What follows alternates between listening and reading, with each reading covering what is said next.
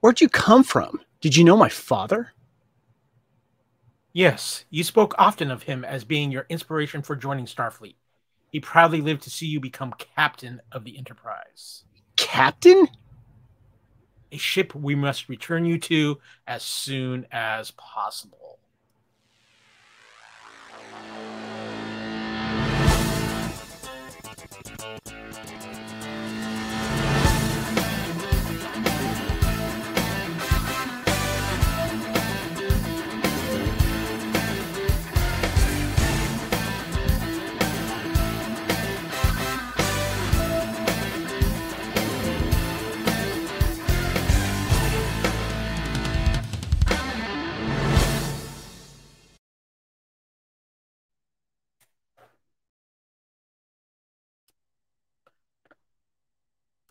Welcome, everybody, to the latest edition of Couch Potato Theater here on the Fandom Podcast Network. This is the show where we celebrate our favorite movies. You may own these movies digitally or on physical media. However, when they air on cable TV, you love what you're watching so much, you don't get off the couch. And that is what our definition of this show is all about. Of course, I am your host for this very special edition of Couch Potato Theater. I am Kyle, and we have a great movie we're going to be talking about today. It is Star Trek 2009, the rebirth of a franchise. But you know what? It's Star Trek. I need a crew to do this. And I can't think of a better crew than the one I have, because we're crossing over with our good friends over at the BQN as well to talk all things Trek. But I got to start off with my top-notch first officer.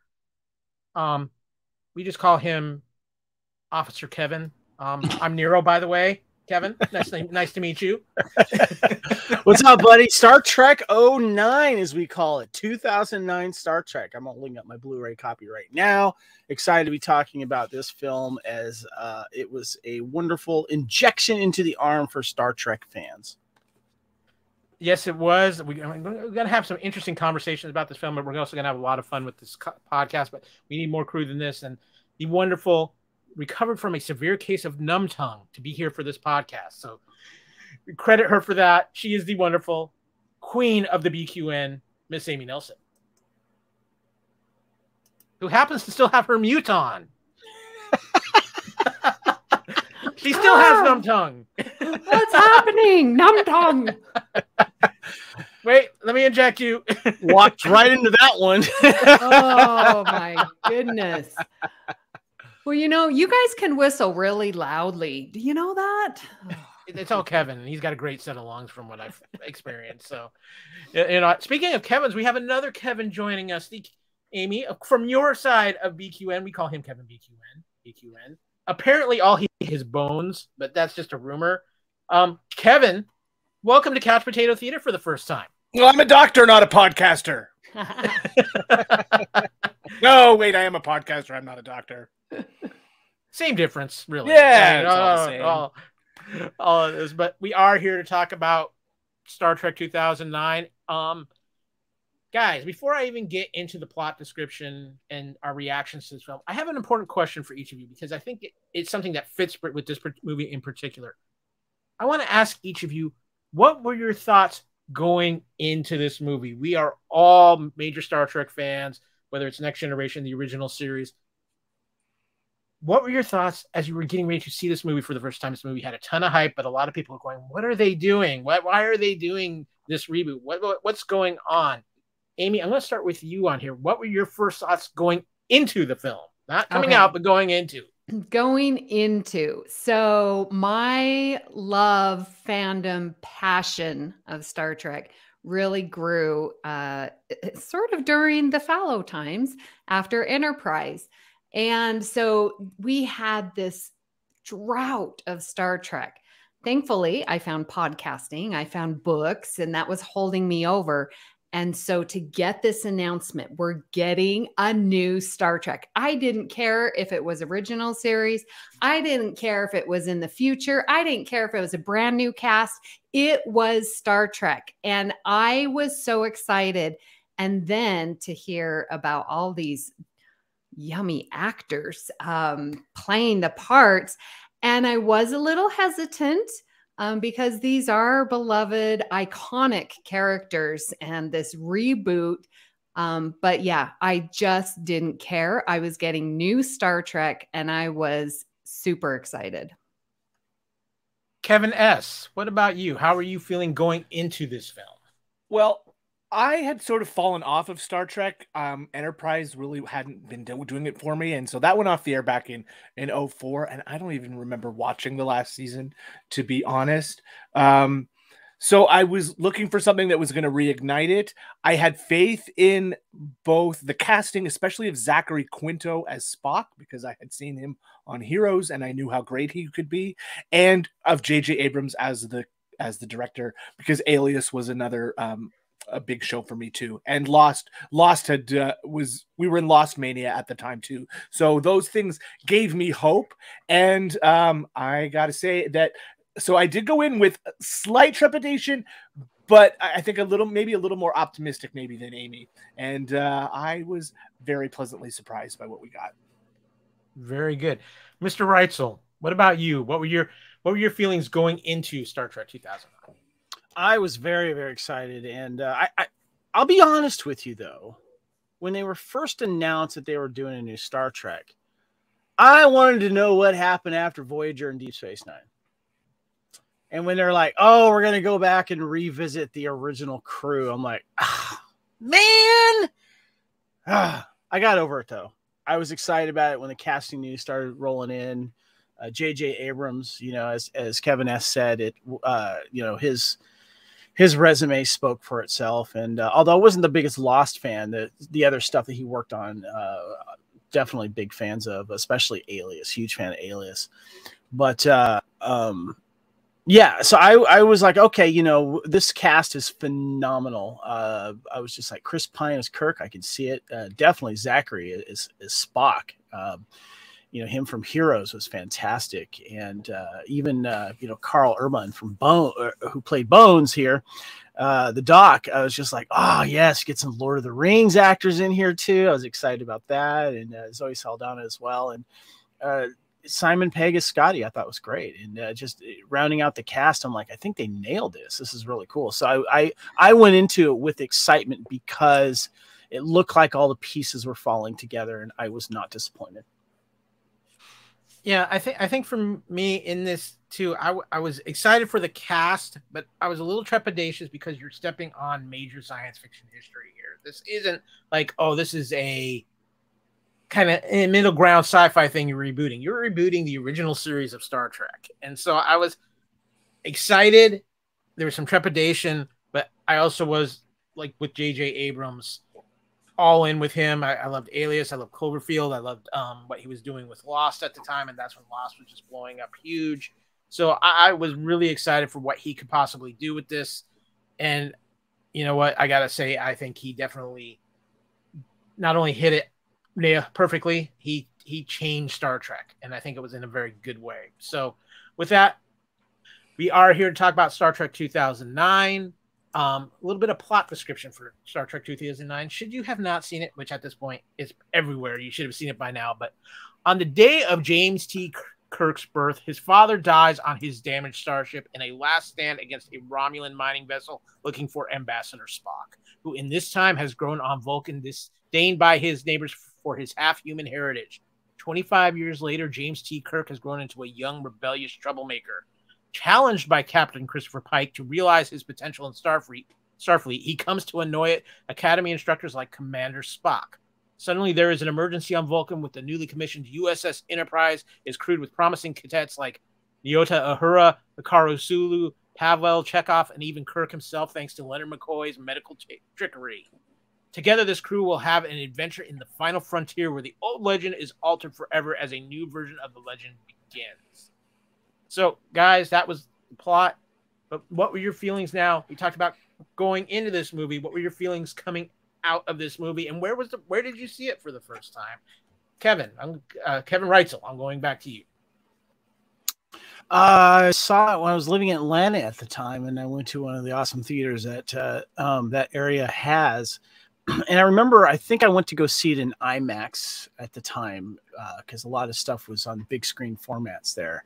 And I have a vivid memory of that and seeing it in, and I'm a as much as I love IMAX for its visual components, what really sells me is the sound that you get out of IMAX as well.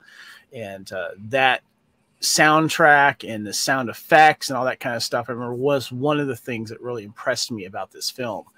And I just liked the way the cast worked together. I thought there was a lot of really funny moments, tense moments too. And I loved getting this origin that we get of Kirk. And then, of course, you know, with Spock coming into the picture, both of them, which I thought was really cool. I was satisfied with it. I had that yearning for more to see what else would happen. And my worries of, oh, they're just rebooting the original Star Trek again, they're going back into the past. I saw the value that this direction of this movie took to open the door for new adventures. And also, I think too, that this movie did something very, very genius and also very important that allowed them to tell their own story, is creating the Kelvin alternate timeline. They don't have to pay too much close attention to all the little details of the timeline that we all, as Star Trek fans, take by heart and die by it. That they can do their own timeline and kind of go into their own little direction. Of course, that did create some controversy with a lot of Star Trek fans, because what doesn't? But I was happy that that was an option, and I was curious to see where they were going to go with it, and I wanted more. Kevin S., what about you? What were your first feelings coming out of the theater, and where did you see it for the first time? I believe, as I recall, I live in a fairly small town, and a group of friends and I took a bit of a road trip and drove to Toronto to see it in IMAX. I'm pretty sure I saw it in IMAX for the first time too. And I coming out, I remember just really being on a buzz, on a high, that this was something fun, and that the franchise had been refreshed, and it paid homage to what had come before while being something new as well.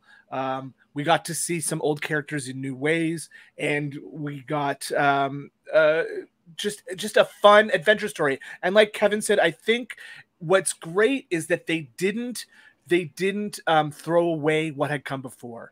They acknowledged that had happened. It was all still there. It was all still part of what Star Trek is as a franchise. And yet they were able to create their own space where they could play and move forward in a new direction. And I thought that was wonderful. Again, like Kevin said, there's lots of fans who like to complain about everything.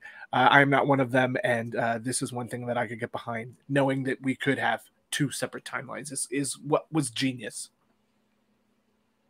Amy Nelson, you were absolutely ecstatic when I brought up this CPT. So I am looking forward to hearing your reactions to Star Trek 2009, and make sure you turn off your mute button before we begin this Star Trek flight.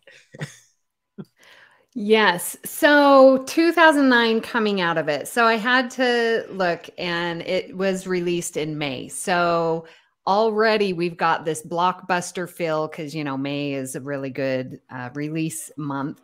And like right from the get-go, that beautiful scene of Kirk being born, and the music and the silence and the action and the tenderness and the loss of George Kirk. Like, it had me right at the beginning, and it kept it going all the way at the end. Such a good amount of humor. I was laughing all the way through it.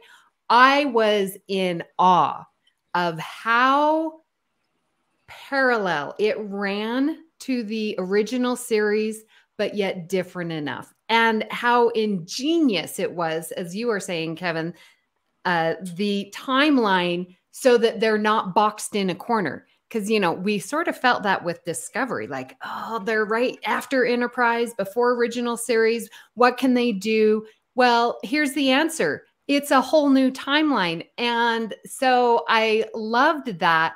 We had the freedom. I didn't feel boxed in. Oh my gosh. And okay, so I talked about the music, the new timeline, the actors. Oh yes, please let me talk about the actors real quick. What they did to emulate and to pay homage to these iconic actors truly was remarkable. And in reading and hearing them talk afterwards about what they did to prepare, especially like Zachary Quinto going, to Leonard Nimoy and, really spending time with him and his family. But all of them did major research and they captured the essence while giving them just a little bit of their own uniqueness. They truly respected Star Trek, in my opinion, with this movie.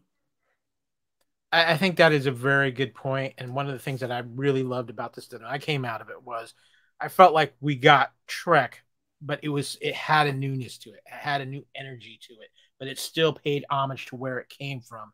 And all of you guys immaculately said a lot of my thoughts as far as not trapping itself into its own corner, and just everybody making these classic characters tribute, but still making them their own in the process. And I think it's one of the few times I've seen a reboot really perfectly pay tribute, but take ownership of the franchise for itself too. And I think that's one of the most amazing things J.J. Abrams did out of this.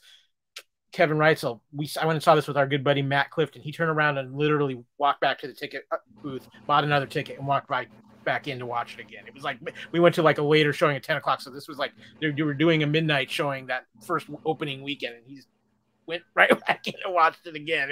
He was so impressed by it, and it was the biggest thing for me with this film too, coming out of it. It was that sense of energy and sense of fun I had with this film, and I think that's something that when I'm coming out of a movie, if I really feel like I had fun at a movie, that's so very important.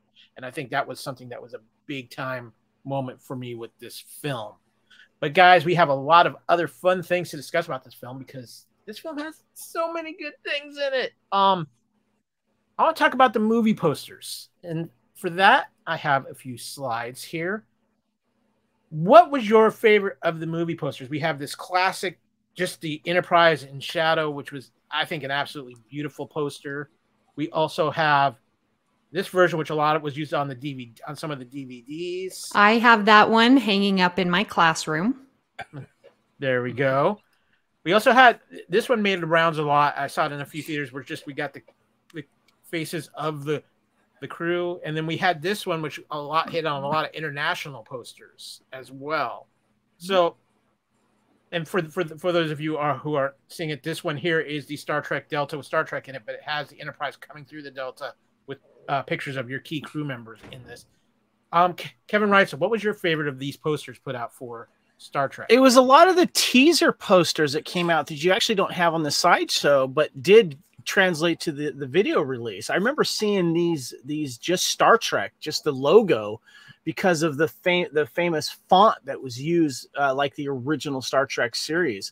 I just thought that was really cool, and it caught that moment. I don't know if you guys remember seeing them, but I did. I remember seeing some of these promo posters that came out where they didn't show the faces, they didn't show the Enterprise and stuff like that. But I like the one with like there too, the one with the Enterprise in motion like that, because after seeing the film too, I love the sounds that the Enterprise made, which I thought was really cool, especially going through warp. Yeah, no, I think that for me, this is what this one here with the Enterprise kind of going through a black and white warp and seeing that really just grabbed me, and I really enjoyed that one as well. Kevin S., what about you? What was your favorite of these posters? Yeah, I think it's just the classic shot of that Enterprise. It's sort of fuzzy. We know it's traveling fast. It's going somewhere. It's heading to an adventure. I recall seeing that one in advance. The others, not so much. But what is interesting is that they do sort of highlight your new trinity of characters, whereas the classic TV series was built on the Kirk, Spock, McCoy trinity. We've got Uhura replacing McCoy now, and she makes a corner of this not just brain trust, but also love triangle. So I think that's kind of fun that they've bumped up Uhura's status in this film. Yeah, I agree with you on that too. I think they did a lot of interesting things there. Guys, I also want to talk about the movie taglines because there was one that was very prominent. The future begins, and they had a little fun because J.J. Abrams and James Gunn are kind of have a friendly relationship and like to poke a little fun at each other. Before Guardians of the Galaxy, there was Star Trek. Of course, Star Trek was coming off of everybody was hyped for Guardians of the Galaxy. I think it was that later that year that it came out, if I'm not mistaken. But I love the fact that Kevin Reitzel, that they were able to have fun with each other in this tagline, but still make a serious tagline as well. Yeah, that's always been happening in Hollywood for years, is when creators and directors and producers play off of other releases or tease other releases, promoting their own stuff. It's been going on for quite a long time. And what I like it too when it's friendly, especially like when you have the biggest blockbusters breaking the last blockbuster, and then you'll have that last blockbuster director or creator politely give the mantle to the other one. You've seen those in press and stuff, especially when it comes to the Titanics and the Star Wars and the Avengers and stuff like that. I always thought that was kind of fun. I want to get into favorite scenes and quotes, because with quotes in this film, there's not a lot of just single line quotes here. There's a lot of like just scene quotes where there's a couple people talking back and forth that stand out so much. But before we get into those quotes, I want to ask each of you, what was maybe your favorite scene in this film, or a couple of scenes that just really stood out for you? Kevin S. The Kirk and Spock fighting alone on the Romulan ship. As I watched that today, I just kept, I thought it looked gorgeous, but I kept wondering, why doesn't Romulus have a standards and practice and health and safety department? Because there's a lot of high catwalks that lead to death on that ship. But it's gorgeous, and that also, that the core thing about that scene though is that it is Kirk cementing the friendship with Spock that old Spock has told him about. So it's the coming together of our two, because they've really been combative up to this point. They've been head to head at each other, and getting Kirk and Spock to work together, I think that's what makes that the pivotal scene for me, is the coming together of the two sort of camps on the ship. Miss Nelson, what about you? Favorite scenes from this film? I mean, there's a lot. I know there's a lot. No, there is no favorites. Every single scene, and that it truly is, listeners. I'm not being hyperbole. This truly is a movie where I enjoy every scene. Now, if you've listened to me over on Union Fed or any other Star Trek, like, I love TNG. My favorites are Nemesis and First Contact. But there are scenes, First Contact, I will definitely fast forward. I just don't care for it. And in Star Trek 09, there's not one scene that I was like, oh, I'm just going to skip through. Not one. Every single one. I love it. There's humor in every bit. There's tenderness. Kevin, what you were saying, like with the Kirk and Spock dynamic, learning to work together. That's why I sort of love the whole trilogy of movies, because there's like contention. They're learning to work together.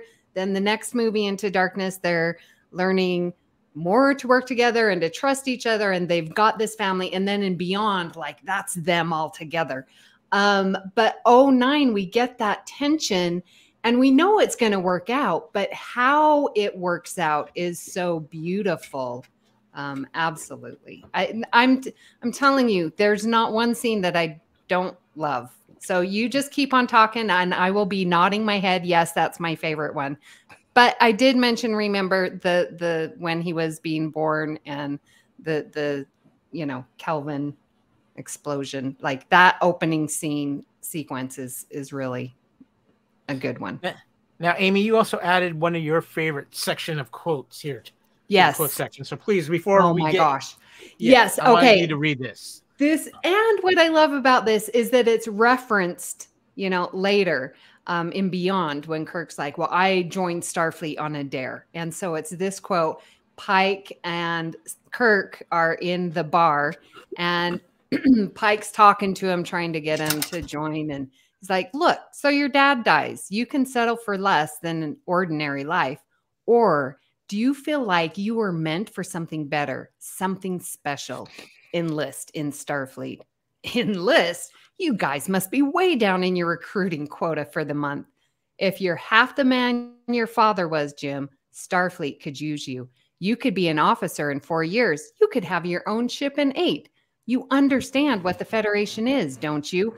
It's important. It's a peacekeeping and a humanitarian armada. We done? I'm done. Riverside Shipyard. The shuttle for new recruits leaves tomorrow, 0800. You know, your father was captain of a starship for 12 minutes. He saved 800 lives, including your mother's and yours. I dare you to do better. Like, see, I got teary-eyed just reading that. Like, it's so good. Great follow-up to that when Kirk shows up at the shipyard and just flips the keys to the guy. It's yours. And then he sees Pike, and Pike says, I'll do it. And he says to Pike, I'll do it in 3. Yep. and the ship's doors close. The I dare you to do better thing was such a great line, because that's something that's resonated with me personally. Absolutely. I think that a lot of people need to hear more. Yeah. Yes. Kevin, what about you? What are some of your favorite scenes? And then I've got some quotes up here because there's a lot of different quotes in this. If you wanted to pick out any of these quotes that were personal favorites of yours, or if you have some that you remember otherwise. I'll give you a couple of my favorite scenes, but Amy's right though. The whole movie is just so rewatchable. There's not a lot of scenes that you want to, fast forward through. It's edited really well, and there's just a lot of good dialogue and character development with the non-action scenes that keeps you wanting to watch and listen more. But what I think is really, really important about this film is that we really do get some backstory of our main 2 characters here, which is Spock and, of course, Kirk. But I think it's really, really, really important that Kirk was nailed right in this movie, and it was. Chris Pine, I don't know if he realizes it, but this movie made him. This movie made him the leading man that he is today. This has put him in a lot of really great roles. And the fact that he was able to pull off Kirk, and I felt like a lot of Star Trek fans got behind his portrayal of Kirk. And my favorite moments in this scenes are near the beginning, where you got the young Kirk, obviously, with the whole car and the motorcycle chase, which is great. But I think the bar scene that Amy referred to that led up to that, but everything leading up to that bar scene I thought was good, because you see that he's a guy that's willing to be rough and tumble, and he's a little flirtatious with the girls, but the whole cupcake thing, and says, there's 4 of us or 5 of us, and one of you is like, why don't you go get some more guys and it'll be even. Yeah. That to me really kind of nailed the essence behind someone that is Kirk. And also too, the Kobayashi Maru thing, him just sitting back, eating an apple, doing his thing, and is like, well, what about the ship? What are you going to do? He's like, you sure? Yeah, all right. Whatever, fire, whatever. And I love that the fact that he chose to eat an apple, because there's 2 people in the world that can eat an apple like that on the screen. And that is cocky, charismatic leaders or villains, So I thought those are my 2 favorite scenes, because it just sets everything up. And the fact that you have to get Kirk right. Spock is very, very important, but there's just something about Kirk that you have to get right. And I felt that he did. And those 2 scenes really, really cemented the ability that Chris Pine was able to channel and bring his own Kirk to it, but also get the essence of Kirk. My favorite line in the movie is actually from one of my favorite characters from the original series, and that's Leonard Bones McCoy. When Bones goes to Kirk, says, "Don't pander me, kid. One tiny crack in the hull and our blood boils in 13 seconds. Slow solar flare might crop up, cook us in our seats. Wait till you're sitting pretty with a case of Andorian shingles. See if you're still up to relax and your eyeballs are bleeding. Space is disease and danger wrapped in darkness and silence." And then Kirk retorts saying, "Well, I hate to break this to you, but Starfleet operates in space." And then Bones, which I wasn't sure how he was named Bones. I learned in this movie, yeah, well, I got nowhere else to go. The ex-wife took the whole damn planet in divorce. All I've got left is my bones. Yes. I don't know if that was ever, mentioned in the original series of how he was called Bones. But to me, that's where I learned it. Yeah. So to me, too, when you talk about Bones, Kevin, he is probably a quote machine for this movie. I mean, there's so many quotable lines, but Carl Urban delivers some of the best lines. I love how in the beginning, who is that pointy-eared bastard? From Kirk. Bones like, I don't know, but I like him. But that changes rather quickly after Spock has ejected Kirk from the Enterprise. Permission to speak freely, sir, Spock. I welcome it. Bones, do you? Okay, then. Are you out of your Vulcan mind? Are you making a logical choice sending Kirk away? Probably, but the right one? Back home we have a saying, if you're going to ride in the Kentucky Derby, you don't leave your prize stallion in the stable. What's so great is, though, as how this continues. A curious metaphor, Doctor. As a stallion must first be broken before it can reach its potential. My God, man, you could at least act like it was a hard decision. I intend to assist in the effort to reestablish communication with Starfleet. However, if crew morale is better served by my roaming the halls weeping, I will gladly defer to your medical expertise. Excuse me, green-blooded hobgoblin. Just the fact that you go from that to how he's acting towards Spock there within this film is such a great showing of the Spock Bones relationship that we grew up with through the years, through the films and through the TV show as well. But another one that I like too is, and it is actually one of the few, to me, it's like single line things. When we get Scotty first on the Enterprise and after all the chaos that's happened, I like this ship. It's exciting. And lastly, the one I want to pull from is actually a great one between Kirk and Spock Prime. Coming back in time, changing history. That's cheating. A trick I learned from an old friend. And just the connotation of that is so well done. So really, and I mean, the litany of quotes that could come from this movie. This might be up there in the Aliens level as far as quotability movies, Mr. Reitzel. No, I'm not going to put it up there yet. That's like at the very top, along with other ones. But it is quotable, though. Amy, you had something you wanted to interject? Yeah, I want to do another favorite moment quote. Okay, please. Go for it. That's okay. Yeah, absolutely. Okay, so one thing that I really enjoyed about this movie was, and you talked about it a little bit, Kyle, with that Trinity or Kevin, sorry, with Uhura and Spock, and that little bit of right at the beginning, where right after the hearing, they get called off and they're being, assigned. And so Uhura is not assigned to the Enterprise. And so she's talking to Spock and she's like, Commander, a word? Yes, Lieutenant. Was I not one of your top students? Indeed you were. And did I not, on multiple occasions, demonstrate exceptional oral sensitivity, and I quote, an unparalleled ability to identify sonic anomalies in subspace transmissions test? Consistently, yes. And while you were well aware of that, my own qualified desires to serve on the USS Enterprise, I am assigned to the Farragut. It was an attempt to avoid an appearance of favoritism. No, I'm assigned to the Enterprise. Yes, I believe you are. Thank you. So yeah, we get this little bit of romance and it's just speckled in that makes sense. I really appreciated seeing that romance because I saw just that little speckle in the original series. And so I really appreciated that romance. However, I know a lot of fans didn't. So I want to ask you, did you guys like the Uhura Spock romance in the 3 movies, or did you like it particularly more in this one and not the others? What are you liking or disliking about Uhura? Kevin S. Yeah. I loved that she kept turning down Kirk. I thought that was fun. And then when we find the reason that she keeps turning down Kirk is because she's with Spock, it just, chef's kiss of a revelation. I think that's a really, really nice a really nice piece of writing there, and some great acting from the three of them. I really enjoyed that. And why not have a Spock romance on the show?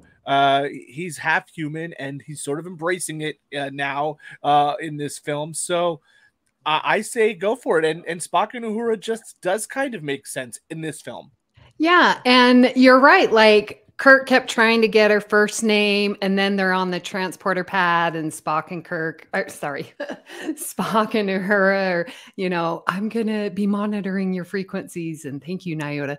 Oh, that's her first name? Well, he doesn't know, and I love that. So, Kyle, what do you think about that little triangle? I love it in this film in the aspect of, you talk about that scene on the transporter platform.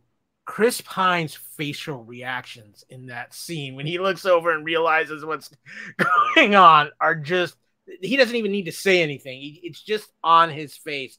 And I do like that romance. I think it's probably best in the first one, but I think there's actually a lot of interesting emotional ties with it in the second film as well. I think it goes a little deeper emotionally in the second film. While this one, they kind of play up on the shock and awe of them having this relationship, and they play it up for some laughs and some very powerful emotional moments too. But I think in Into Darkness, they really played on it more for the emotional level. Mm-hmm. Now, Kevin, they refer back to Spock giving his girlfriend, a tracking device type of thing. So does that pay off over the three films, or do you like their relationship just one better? No, I like the relationship, and because it's something I kind of wish I saw a little bit more of consistently in the original Star Trek, because we got to see that play out more with crew members in, of course, TNG and DS9 and Voyager. So it was nice to see that they were having two of the crew members were having a relationship. But there's a part of me though that is like, what the hell does Uhura see in Spock that she's attracted to? Because I could see looks wise, confident wise, yes, but the issues that Kirk has with Spock, just personality wise, Uhura had to break through that to find out somehow that she's attracted to this guy. Because I think that when it came to courting and kissing or whatever it was they did first, I think it was Uhura that made the first moves. I'm just going to say right now, because I don't see Spock going, "What up, Uhura? What are you doing? Want to go out?" I just don't see that in his, Spock way. But I did enjoy it. There were some really nice moments, and then also I like how it kept going through the next films. Mm-hmm. Oh, by the way, Kyle, I did want to mention another one of my favorite scenes in this movie was the whole skydiving platform scene, because that was crucial to learning when Pike was saying, "I need officers with hand-to-hand combat skill," and then you see Sulu go, "I've got hand-to-hand combat skills." And I remember watching this for the first time going, fencing? Wait, no, what else is he doing? Are they going to give him something new? And then he mentions fencing, but then he's got that really cool, fold out sword. He was able to kick some butt. And that was just a really good action scene as well, with the whole, the cocky guy they go down with. And he should have just been wearing a red shirt, and he has the one that has all the explosives, and so they have to improvise how to destroy the thing after he dies. He was wearing the red shirt. Yeah, he was wearing the red shirt. He's wearing the red. Yeah. Figures. Okay, guys, we are now to the point where it's actually the most important question we ask on Couch Potato Theater. Uh-oh. Who is your movie crush in the film? Amy Nelson, you can only have one answer. Well, then you just better come to me last, because, oh, dear. Okay. Kevin S., I'll start with you. Who is your movie crush? Movie crush? Yeah. Keenzer. No. Movie crush. Get down from there. He's just into everything. It's got to be Uhura. She's calm and confident, knows what she wants, knows she likes smart guys, and studious. She goes more for the nerd type than the jock. So yeah, it's got to be Uhura. Yeah, Kevin me too. Reitzel. Kevin Reitzel, you and I have been doing podcasts together a very long time. Why do I have a distinct feeling there's a good chance we're crushing on the same person in this movie? Gala, the green alien that Kirk is in bed with before Uhura comes home, played by Rachel Nichols, who I've had a crush on for quite a long time. And she was also in G.I. Joe Rise of Cobra. I love that scene. She is so freaking hot. Yeah, that's my crush.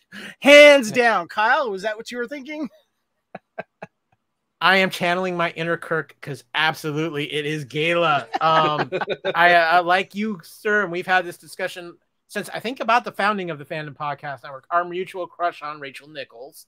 Yes. I have been a fan of hers since way back in the day when she did a FBI show that J.J. Abrams was involved in. It lasted one season, but I'm a big fan of hers. You add in the beautiful red hair. She's looking phenomenal in this. She played Scarlet in G.I. Joe, and for G.I. Joe nerds, Scarlet's one of the most kick-ass characters among there, and she did it really, really well, and she was a redhead. Yes, this is just saying. Before Kevin and I get too off track here, I waited till last, Amy. I know it's a tough decision for you. There's a lot of options here. There are so many options, and yes, we all know I love Chris Pine. And did you hear that? She's like, "There's so many options." It's like she went to the buffet, and it's just the smorgasbord of all it's of her raining. It is. Come on, like okay, Chris Pine, Zachary Quinto. I'm taking Zoe Saldana too because she's amazing. Carl Urban, Chris Hemsworth, George Kirk. Like that was pretty amazing. But I'm gonna surprise y'all. So yes, it's all of those.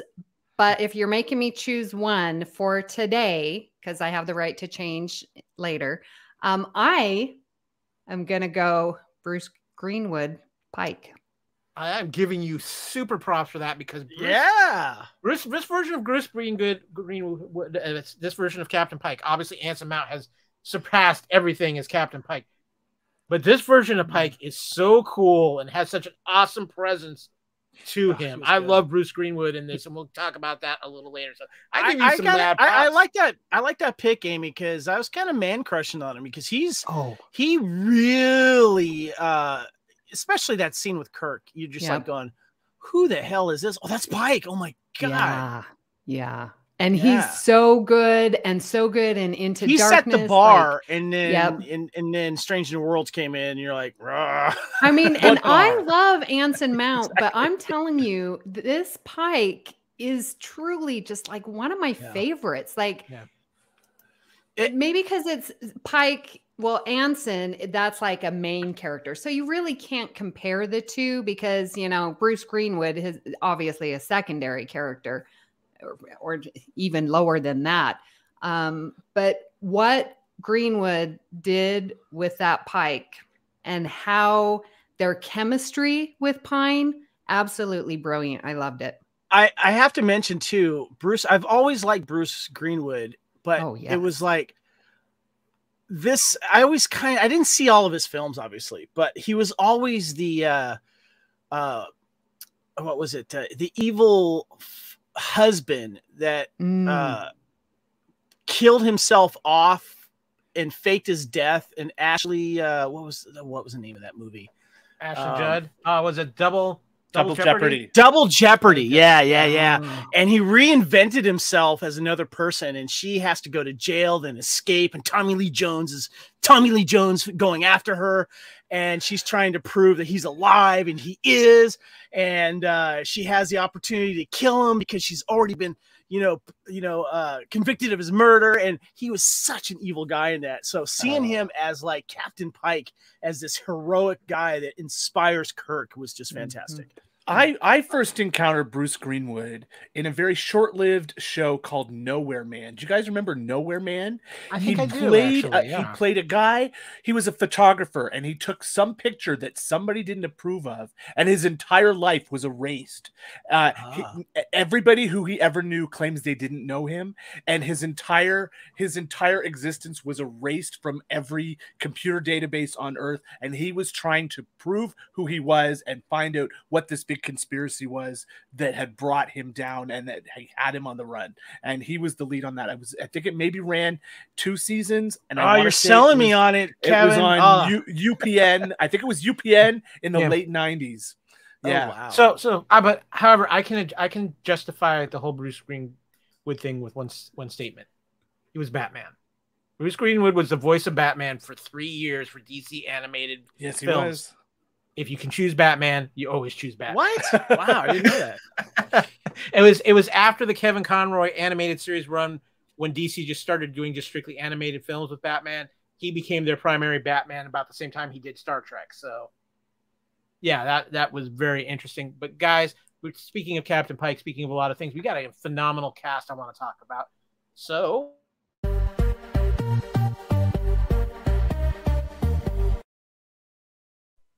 Now, guys, normally we'd start off with the star, Chris Pine, Zachary Quinto, but we got to start off with the man who opened this film, some Hemsworth guy. I think he's had a pretty good career since then. Of course, Chris Hemsworth, which we knew he was going to be Thor, and then we were very surprised to see him at the start of this movie.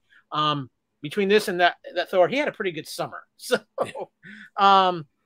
guys, just real quick, your thoughts on Chris Hemsworth opening up this film, because I thought he was phenomenal in this. Kevin Reitzel, what about you? What did you think of Chris Hemsworth as George Kirk? I was like, who is this guy? He looks familiar. Yeah, I thought this was great. I love the fact that he has a little moment of Star Trek in his world. Of course, now he's Mr. Thor. He's doing quite well for himself. But I thought this was an important role because, especially having someone as a good actor as he, setting the tone for the rest of the film and the character that is Captain Kirk. And of course, leading up to that wonderful line that Amy brought up that Pike has to Kirk about how he 8 minutes saved, 800 lives, and including, his Kirk and his mom. And you saw that moment in that part of the film where he's having everyone evacuate and he's making that decision like, I'm going to die here. I got to do what I can do to save everyone. And he did a great job. And the whole thing about, naming Kirk, the whole name thing was funny as well. Oh, that's horrible. And blah, blah, blah. Let's name him after your father. Tiberius? Yeah. Wow. Are you kidding me? Let's name him after yours. Yeah, that was great. So yeah, he was great. Amy Nelson, according to the calendar, George Kirk is your crush from this movie on Thursdays. Yes.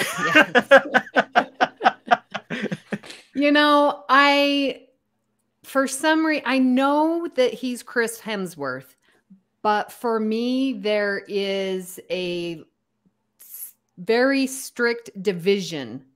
I know he's Thor, but that's a different character. It's weird. I see him as George Kirk, and I know it's Hemsworth.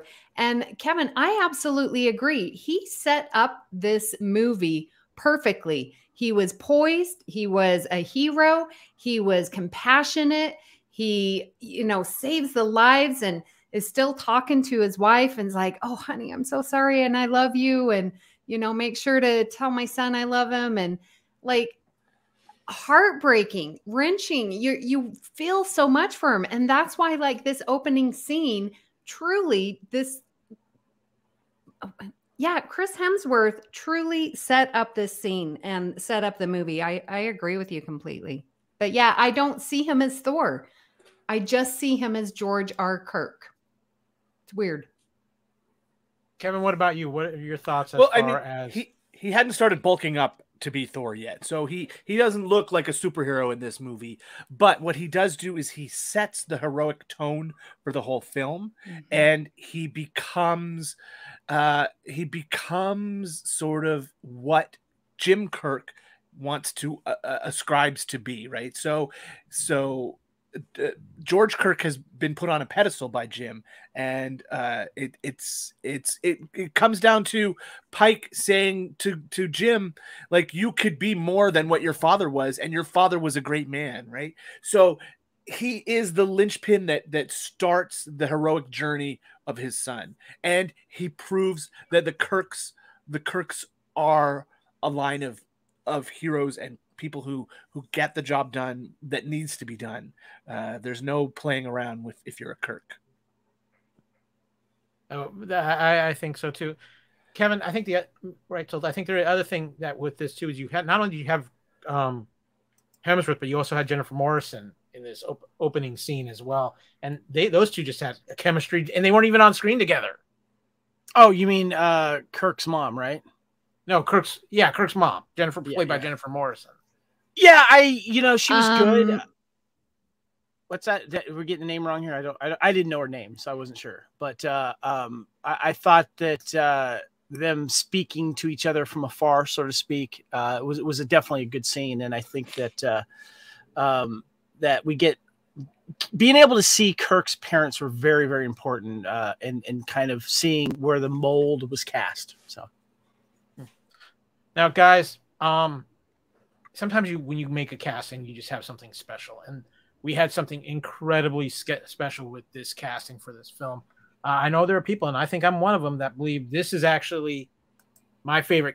If you're going to compare the two casts from the original series of this film, I'm more attached and just enjoy the chemistry of this cast than I do William Shatner, Leonard Nimoy, and the rest of that cast. So it was so powerful, and I think it worked so well, and each piece represented something. And I want to, since we're going to be I want to kind of just hit on some of our key pieces here real quick, starting with, of course, our Kirk, Chris Pine, who Amy Nelson, he just absolutely shines in this role. Yeah. I wanted to go back with what you were saying about the whole crew. Yes, thank you. I absolutely agree with you. And I believe that this movie makes me love the original series more. And you're right. The chemistry, the connectiveness that they all had, and you can hear them talking about it, especially through the run of the 3 movies, and that they want to film a 4th one. All of them have said, yes, we will reprise our roles, bring us back, every single one of them. And what I love about sort of this compared to the original is, like, they enjoy spending time with each other. The original series, not so much, right? There was a lot of contention with William Shatner and everyone else. Basically, let's just call a spade a spade. So that contention sort of dampens and has this black cloud around the original series, where with this crew, it shines through. That's one of the reasons why I love TNG. Like, those actors enjoy spending time together. They still do. And it shines through onto the screen. So yeah, I agree. The chemistry that they had, the fun, and like, even like, you can go on YouTube and they'll show like deleted clips or, part of the fun that they had while they were filming, and you see it pop up, and it's just brilliant. I loved it. It set the tone and the feel for the movie. Yeah. And yes, Chris Pine. What was your question about Chris Pine? Yes. Chris Pine absolutely just nails his version of James T. Kirk and brings a special energy to the role. Yeah. Kevin, what about you? What are your thoughts on the crew overall? And then give us a few thoughts as Chris Pine as Captain Kirk. Like I said, I gave my thoughts on him earlier. It was important that we had an actor that really took the Kirk role to with another angle that we hadn't seen before, and really getting the essence of Kirk. And I felt that Pine did that perfectly. And the rest of the cast was great. It was one of like the perfect. I think that when it comes to really doing your due diligence and making sure you have the right people to take on the mantle of something that's already established, was such a huge fandom, it's important that you get it right. And I felt that they got it right here. And I did want to give a shout out to three other actors here. First of all, Winona Ryder, Spock's mom. I thought that she was great, and she was wonderful in this. As short-lived as she was in this, I thought she was great, and it was nice to see Winona Ryder kind of come back into the fold. I hadn't seen her a lot of stuff since then, but now she's like on Stranger Things, so she's fantastic there. But I want to give a shout out to Jimmy Bennett, who played young James T. Cocky Kirk, stealing the cool car, you know, and running it off the cliff, you know, Thelma and Louise style. And then also too, young Spock, played by Jacob Kogan, just, you know, ready to take a beating and then ready to give it back to the Vulcan bullies. I thought he was really good. Because, I mean, the cast is so diverse, and what I want to do is give each of you guys a chance to just kind of spotlight who was really the standout in the cast for you. Kevin S., what about you? Who is somebody outside of Kirk and Spock that was like the standout for you? Or if Spock, we haven't really talked about Spock yet, so if Spock was the one, but... I want to talk about Scotty for a minute. I thought he was brilliant. And why can't his name is gone from my head? Who's playing Simon Pegg? Simon Pegg, of course it's Simon Pegg. I knew that. But I'm upset, not upset, but I'm sad that he didn't show up until over an hour into the movie. But when he did show up, he brought the comedy, he brought the knowledge, and it was like he was injected into the group to just, you know, give them a little boost in energy, because things were starting to get maudlin, right? The planet had just exploded. Vulcan had exploded. Kirk and Spock had come to blows, and the arrival of Scotty into the mix lightened things up, and it got the plot going again and moving forward. So, and Simon Pegg was just, I thought he was a breath of fresh air coming in when he did, even though I would have liked to have seen a little more of him even from the beginning. Amy, what about you? Outside of Kirk, who was there a character that just stood out for you even more so, besides your crushing on Captain Pike? Well, yeah, let me talk about Eric Bana, who plays Nero. As far as villains go, I tend to get a little irritated when I don't understand their motives, i.e. Khan. But with Nero, I understood half of his motives. Like, I totally get why he wanted to blow up Vulcan and why he wanted Spock to see it and to feel it and all that anger. I just had a hard time getting to the step of, well, now all of Federation needs to, okay, that was just one step too far. So if we just put that aside, then it's a perfect villain, in my opinion. And he was so good. He was like matter of fact, very, I mean, surprising for an actor. Like, he didn't really show that much emotion in his face. It was just like, well, give me hello, Christopher. You know, like, he's just so matter-of-factly and like, I have the best ship. I've got more power. I'm stronger than you. I'm faster than you. So you better just do what I say. And like, I felt he was a really good villain. And I think Eric Bana, I don't really know him from anything else, but I think he did a great Nero. No, I agree with you. Eric Bana was good in this. For me, it's all about McCoy. I thought Carl Urban nailed that role. He had so much fun with it, and he brought a different energy to McCoy that I think really was one of the biggest upgrades to me from going from the original series to this one. Not to disparage any performances. It's just I think he just gave McCoy a new energy that he didn't have before and made him more likable to the fans. And I really think that was a key thing for me. But there is one more person on the cast I want to at least take a quick moment to shout out to, and that is Anton, because we lost Anton a few years ago. He was just becoming a superstar in Hollywood, and there was a very unfortunate accident. We lost him. And I know too, guys, that for a while, the rest of the cast wasn't sure they wanted to even go forward with another film without Anton there. And I just want to give each of you just a quick some seconds here to just comment on Anton, because I thought he was fun as Chekhov. I liked how they kind of made him a whiz kid and a little different from Chekhov here. But what were your guys' thoughts on Anton, Amy? I was fortunate enough to attend Star Trek Las Vegas, and it was just after we lost him. And they had this huge banner with markers, and Yelchin's family attended STLV, and we were able to write, our sympathies for his family on that. And I will never forget, when you go up and just reading all the names, all the love, all the support for his family, and how much this role meant to us as Star Trek fans.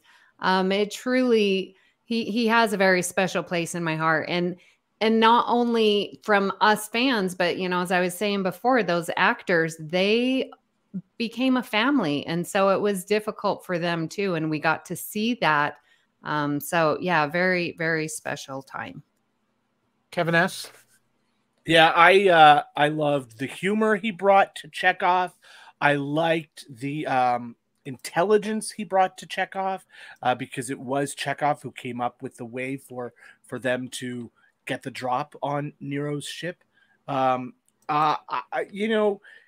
It was sad to see such a young man whose star is on the rise be taken so early, and I'm glad we have these Star Trek films to honor him with, because he really is great as Chekhov.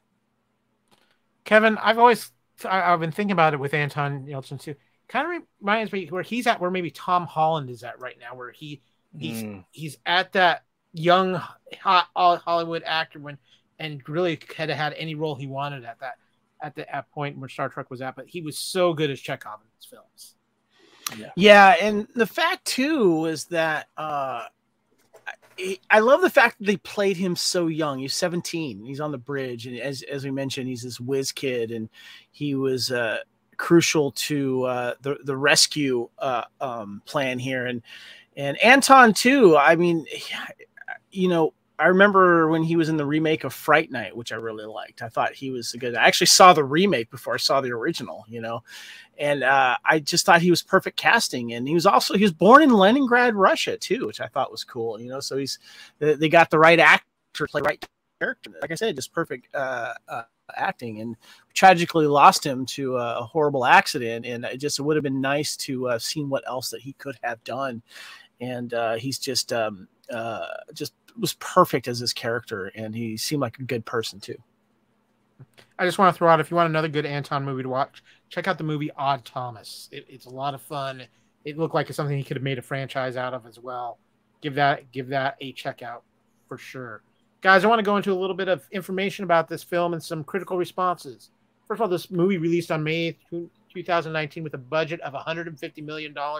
Its United States gross was near $258 million, while its worldwide gross was $385 million. So I think it did quite well with a lot of uncertain expectations on it. But it has some very interesting critical reviews. Ty Burr of the Boston Globe gave the film a perfect 4-star rating, describing it as ridiculously satisfying and the best prequel ever. Burr praised the character development in the film, opinioning that emotionally Star Trek hits every one of its marks, functioning as a family reunion that extends across decades, entertainment mediums, even blurring the lines between audience and show. He continued, trading on affection sustained over 40 years of popular culture. Star Trek does what a franchise reboot rarely does. It reminds us why we love these characters in the first place. Also, Oren Gleiberman of Entertainment Weekly gave the film an A- grade, commenting that director Abrams crafts an origin story that avoids any hint of the origin doldrums. Some critics, however, were polarized on Star Trek. Keith Phipps of the AV Club gave the film a B+ grade and asserted that it was a reconsideration of what constitutes Star Trek, one that de-emphasizes heady concepts and plainly stated humanist virtues in favor of breathless action punctuated by bursts of emotion. It might not even be immediately recognizable to veteran fans. And of course, we can't talk about reactions without talking about Roger Ebert. In concurrence, Roger Ebert of the Chicago Sun-Times stated that Gene Roddenberry years when the stories might play with questions of science, ideals, or philosophy have been replaced by stories reduced to loud and colorful action. Ebert ultimately gave the film 2.5 out of 5 stars. So some interesting critical responses there. Amy, what are you feeling as far as some of these reviews that came out? Your mute is on again, Miss Nelson. Sorry. That numb tongue is just killing you this week. Numb tongue. So I was just looking on Rotten Tomatoes because we all know that those tomatoes are rotten and they usually have very low scores. I don't ever trust Rotten Tomatoes, but I am going to point this out that Star Trek 2009 has the highest rating for the Star Trek movies at a 94%. I've never seen anything in the 90s from Rotten Tomatoes. Now, the next movie is Star Trek First Contact at 92%. So it's definitely well received. Kevin, any thoughts Kevin has any thoughts on these, on the reviews that came out for this? I never look at reviews. I know what I like, and I know I like this movie, so I don't care what other people say, especially critics. But I am glad to hear that it was favorably reviewed because that will lead other people to see it because it's a good film. What about you, Mr. Reitzel? Yeah, I did pay attention when the reviews were coming out because I was kind of curious to see, because there's Star Trek fan reviews and then there's normal people reviews, and it kind of does this a lot. And I always like to see the dichotomy between the two because Star Trek fans are up here and down here, where the casual fan, and I think what a lot of people are forgetting too, is that this movie was really good for the casual fans, introducing them to Star Trek possibly for the first time, and also getting new fans into Star Trek, whether they be young viewers or just the casual things, because diehard fans of a certain property forget that in a way they're kind of the minority, because when films are put out there, they want to make sure they make money off the casual viewers that's going to bring them in because that trailer looked really cool. And I remember this movie got flack from Star Trek fans because it was very Star Warsy. Remember that? Mm-hmm. And, there's a lot of action and shoot 'em up and stuff like that. But I felt that they really balanced a lot of that, though. But because JJ did really well with this film, he got to do Star Wars because he had the eye of good drama, good writing, and also really good action. So I was dialed in when it came to the critics, and I was happy that this did get overall better reviews than probably a lot of people thought before that it came out. Up next, I want to talk about the video releases, special editions, and alternate versions, otherwise known as the Kevin Reitzel physical media section of the podcast. The film was released on DVD and Blu-ray on November 17th, 2009 in North America, November 16th in the United Kingdom, and October 26th in Australia and New Zealand. In Sweden and Germany, it was released on November 4th. First week sales stood at 5.7 million DVDs, along with 11 million Blu-ray discs, giving Paramount Pictures their third chart-topping release in 5 weeks, following Transformers: Revenge of the Fallen and Kevin, G.I. Joe: The Rise of Cobra. Now, you have a couple of very interesting items regarding physical releases of Star Trek. Yeah, I got the 3-disc issue here, Blu-ray, DVD, and this is when digital copies were really kind of starting to become a thing. But the digital copy was the disc, and you had to download it before you actually got the digital code that you would redeem. So that was one of those early versions since 2009. But this one here, for you watching the video, this is a model of the Enterprise, right? This is from 2009. But if you flip open the top of it, the disc, oh, look at that. It's the DVDs. Look at that. Oh, so cool. Yes. Yes. I thought that was the coolest thing. And what's really funny is I found this secondhand.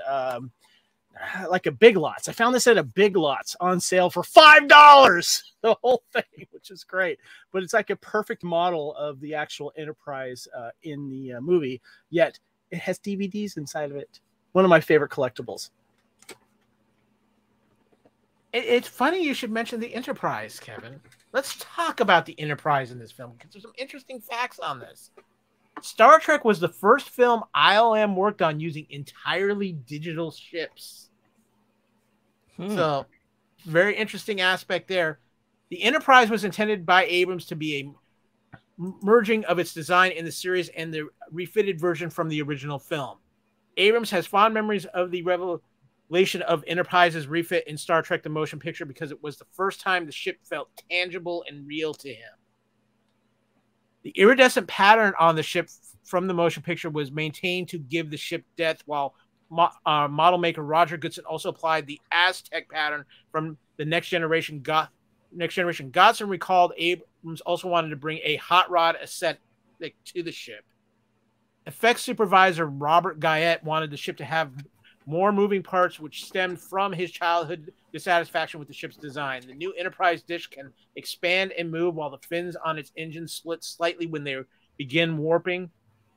Enterprise was originally redesigned by Ryan Church using features of the original at 12,000 feet, 370 meters long, but was doubled in size to 2,357 feet, 718 meters long, to make it seem grander, while the Romulan Narada is 5 miles long and several miles wide. Kevin. I want to mention something about the comment there of the hot rod aesthetic to the ship. And I love the fact that you have these parts in the nacelles, and you see them kind of start to warm up before they go into warp, and you see them move. And then you see like the ends here of the nacelles, you see little parts moving as well. And I like the kind of little sleeker version. They have, these kind of, the nacelles are kind of built up right here, like you would see like maybe in a fender of like some type of 1950s or 60s car. And I thought that was a really nice little touch to it to give it that kind of hot rod feel to it, which I really did like. One of my favorite Enterprise designs, to be honest with you. Guys, the Enterprise is just as much a character. The Enterprise D is still my favorite. Okay. The Enterprise is just as much a character in Star Trek as the cast itself. So, Kevin S., what were your feelings on the Enterprise in this Star Trek film? It felt huge, especially the engineering. Like, we've never seen an engineering department like that before. With all of those tubes and that scene with Scotty stuck in the water. I'm assuming that water is just used for cooling the warp drive down, and he's stuck in that tube. Like, it just seems never ending, that giant warehouse type space that was the engineering department. We're used to seeing mostly pristine corridors, and everything is pristine. And I do think J.J. Abrams did take a cue from Star Wars here, because things in this Star Trek universe seemed a little more well used than we're used to seeing in the Prime universe. Things were scuffed, shuttles had been around for a while, and that's not a knock on it. It just sort of adds to the atmosphere of the place. And while the bridge of the Enterprise is nice and shiny, and it's got those cool looking nacelles, inside where the work is being done, it did feel industrial and mechanical, which is good, I think. So we got a nice balance with this Enterprise of the shiny Apple Store bridge and the grungy engineering department. Kevin Reitzel, as I was rewatching this, I thought of you when we see the bridge for the first time, with its brightness and all the white and the Apple Store look of it. But it was just bright. And I thought, Kevin must love this, because we know how he feels about a dark bridge. Oh my God. Star Trek Discovery's dark bridge. One of my biggest pet peeves in Star Trek history. This is how you do it. Just like,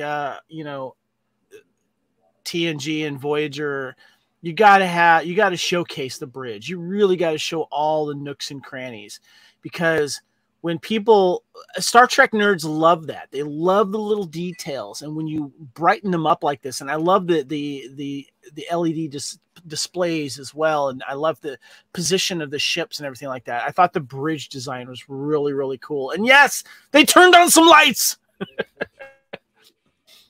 Amy, Nelson, what were your feelings about maybe the most important member of the crew, the Enterprise itself?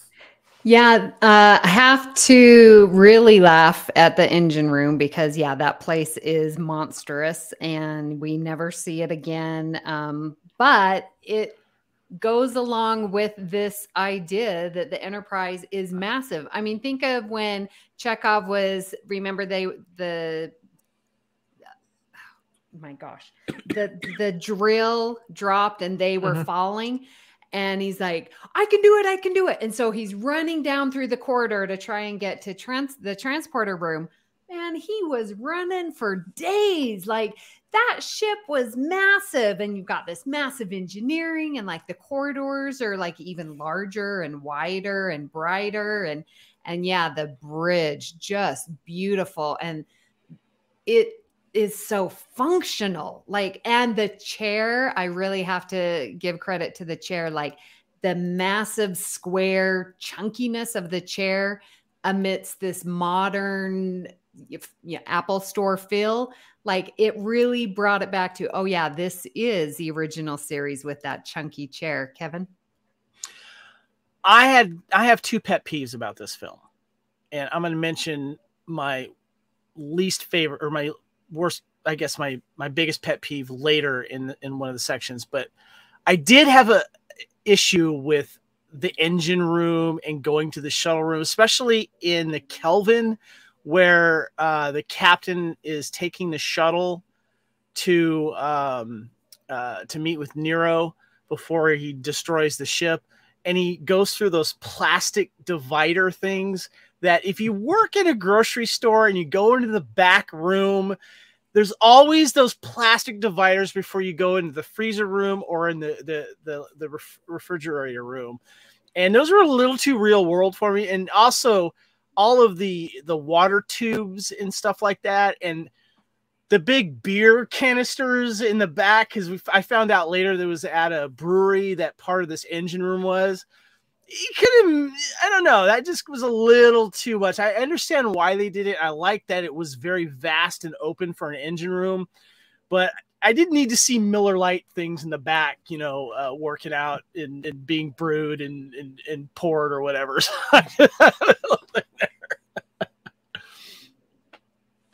Yeah, no, that I think they did a great job with the Enterprise, but yeah, I think that was one of the things that you talk about pet peeves, the size fluctuations of the Enterprise throughout this film. Yeah, it's kind of one of the things that, as I look back on it more and more, that's one of the inconsistencies it feels like with this film. But guys, I want to talk about the soundtrack. Michael Giacchino, Abrams' most frequent collaborator, composed the music for Star Trek. He kept the original theme by Alexander Courage for the end credits, which Abrams said symbolized the momentum of the crew coming together. Giacchino admitted personal pressure in scoring the film. As I grew up listening to all of the great Trek music, and that part of what inspired me to do what I'm doing, you just go in scared. You just hope to do your best. It's one of those things where the film will tell me what to do. All of the scoring took place at Sony Scoring Stage with a 107-piece orchestra and 40-person choir, and Eru, performed by Karen Hahn, was used for the Vulcan themes. A distorted recording was used for the Romulans. Guys, the music in this film is phenomenal. We talked about this before we got started a little bit. This is my favorite Star Trek theme. I think it's the one that really, I hear it, I'm instantly brought into Trek, and just the emotional build of it. I absolutely love this. Amy, I know you're a fan of this as well. Yeah, there are some, I have sometimes a difficult time listening to soundtracks. And this is one that I have listened to over and over again, like so much so that I know what song is coming after the last one ended, like, because I just know it. The soundtrack, listeners, please go get it if you don't have it. It's really, really, truly just wonderful. Nero's theme is like one of my favorites. And yeah, Michael Giacchino is brilliant in how he scored it, and the use of silence and no sound to bombastic to tender. Like, it just encapsulates what is Star Trek. And it's new, but it's old. And it brings the memories of all of the Star Trek back with this music. It's really quite brilliant. And yeah, the soundtrack, again, I don't listen to them a lot, but this is one I can listen to every single track. Kevin S., what about you as far as the soundtrack? So one thing I noticed that evokes the original series was the use of a vocalist over the orchestra. There are times when the music swells and you can hear a woman, like an operatic soprano, singing just an over the orchestra. And I'm like, what a lovely way to tie this new music back to what we got with the original series, and that sweeping vocal that went over the theme of that show. And I noticed that several places throughout the score, and it sort of touched me a little bit. Like it was just a really sweet connection to what had come before. And I think Giacchino, this music does, it feels like Star Trek too. It's not the bombastic next gen theme, but it feels like Star Trek. And I don't know how he did it, but he succeeded. Mr. Wright, so what about you?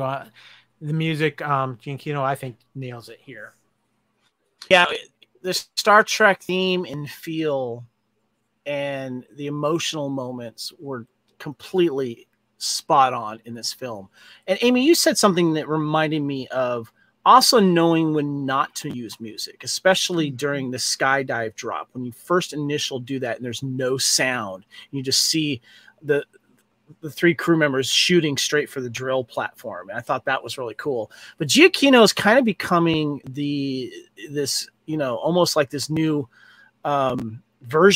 younger version, I guess, of John Williams, because he is really the go-to guy now, and he's making a wonderful name for himself. He obviously he'd done the Star Trek. He's done Rogue One. He also did the Fringe TV series as well. So there's that Abrams connection there. Worked on Toy Story, the Lost World films. Zootopia, which I also really enjoyed. Doctor Strange, Rogue One, the Spider-Man films. And of course, recently he did Jojo Rabbit too, if you haven't seen that film. New Batman that came out, Lightyear, and of course, Thor, Love and Thunder. I mean, he is getting the cush jobs here, and he's doing a great job with each one of them.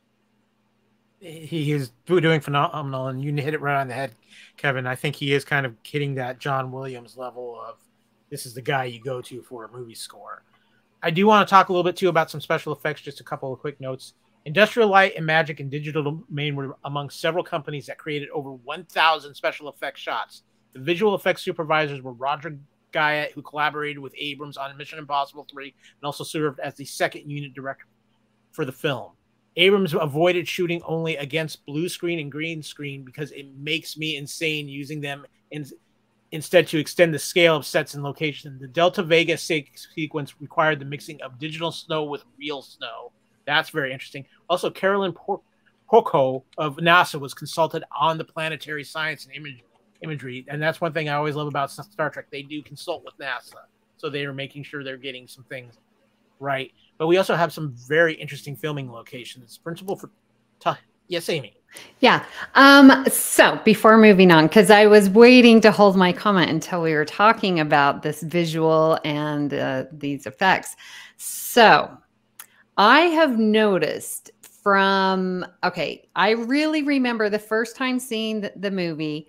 I loved it. And then, you hear what all the Star Trek fans say, and then they're like, oh, the lens flares, da, da, da, da, da.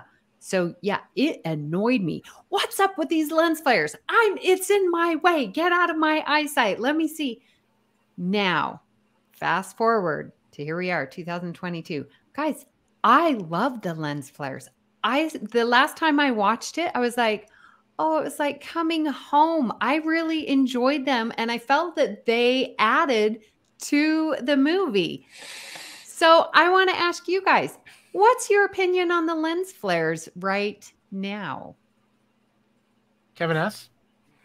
I you know, it's a visual style for these films, and I think you know, J.J. Abrams was sort of known for them too, so it's J.J. putting his stamp on the franchise, and I have no issues with them. They didn't detract from the story for me, and in fact, Did they ever? No, Okay. I never, no, not really, no. Right. I've So never what about had you? I've never had a problem with them either. It's like Kevin said, it's a director's style, and I like that when you watch a certain film by a director, there's certain things that you're drawn to if you're familiar with their style. And to me, a lens flare puts you into the moment because this is natural lighting that affects you walking down a street or driving in a car, or maybe there's a distraction or something like that. And I think that it puts you real world. I've never had an issue with the lens flare thing that he's gotten so much crap for. And I remember when the first Force Awakens trailer came out, all the fans were like, there's the lens flare. I'm like, come on, man. Really? You're gonna get in them on that? Jeez. Don't have a problem with it. It was big. So Kyle, did you find him ever annoying, and how do you feel about him now? I've never found him annoying either. I kind of look at it as JJ's made it his signature in all of his films. He's at some point there's going to be a lens flare. It's kind of just his way of signing his films, and so people recognize it's him. Every director has a little bit of a saying. Alfred Hitchcock put himself in all of his movies at some point. The lens flare is J.J. Abrams' signature. That's kind of how I see it's it. like Michael Bay has like that one camera angle that goes around the action. You know, and watches it. It goes in and out. You watch that, and also his explosions. Yeah, exactly. But some very interesting filming locations here too. Principal photography for the film began on November 7th, 2007, and ended March 27th of 2008. However, second unit filming occurred in Bakersfield, California, in April 2008, which stood for Kirk's childhood home in Iowa. Filming was also done at the City Hall of Long Beach, California, the San Rafael Swell in Utah, and the California State Northridge in Los Angeles, which was used for establishing shots of students at Starfleet Academy. There's some filming used at Dodger Stadium for the ice planet of Delta Vega and the Romulan drilling rig on Vulcan. Vasquez Rocks, the other Vulcan exteriors were shot there. A famous location in Star Trek lore, and of course, a famous fight happened there. Just so you know. Yeah. And of course, too, a Budweiser plant in Van Nuys was used for the Enterprise's engine room. A Long Beach power plant was used for the Kelvin's engine room. So they went to practical places, but yeah, Kevin, the Miller Lite stuff in the back. Or in this case, Budweiser, yeah. Any quick thoughts on any of these locations, Amy? Yeah, it says that to go to the ice planet that they were going to originally wanted to go to Iceland, and that I'm sure would have been amazing, and too bad the actors didn't get to go there, but sort of makes sense. I mean, Iceland for a first time movie that you don't know if it's going to be a success, I guess would be pretty expensive and wanted to save on budget cuts. So I just can imagine the actors like, oh, we're going to go to Iceland. Ew, we're going to Dodger Stadium. That's a pretty big letdown. What about you, Kevin? Any thoughts on these shooting locations? I thought they all looked alien enough. I did cheer when Vasquez Rocks came on the screen. I'm like, it is a Star Trek movie. We're at Vasquez Rocks. So, yeah, I thought I have no complaints with the locations. Highly recommend anyone has a chance to get there. It's very cool. Well, we're going to take a quick break, tell you what else is happening on the Fandom Podcast Network. When we come back, we're going to jump into some trivia and give you our final thoughts on the film. Thank you for listening. We hope you're enjoying this podcast. Here are the other great shows on the Fandom Podcast Network. Culture Clash, where we discuss the latest in entertainment and pop culture. Blooded Kings, our show covering the entire Highlander universe. Couch Potato Theater, we celebrate our favorite movies. And Time Warp, our fandom flashback show discussing a year in movies and our favorite retro movie, TV, and pop culture topics. Good Evening, discussing all things Alfred Hitchcock. Hair Metal Podcast, we cover the rock metal music of the 80s and early 90s. Type 40, a Doctor Who podcast, discussing the time-traveling Doctor Who universe. Lethal Mullet, an action film podcast covering the 80s, 90s, and beyond. Also, check out the Lethal Mullet Network for more great podcasts. What a Piece of Junk, our Star Wars podcast. Making Treks, a Star Trek podcast with a deep dive into the final frontier. The Fandom Show, our Fandom Podcast Network live YouTube show discussing the hottest topics in fandom. The True Believers MCU podcast discussing the Marvel Cinematic and Television Universe. Union Federation, our Star Trek and the Orville Show. And we're proud to welcome the BQN Network to the Fandom Podcast Network. Please visit our friends on the BQN Network, a Star Trek universe podcast that also includes your favorite topics, movies, history, superheroes, and more. You can find the Fandom Podcast Network on YouTube. The Fandom Podcast Network is also on all major podcast platforms.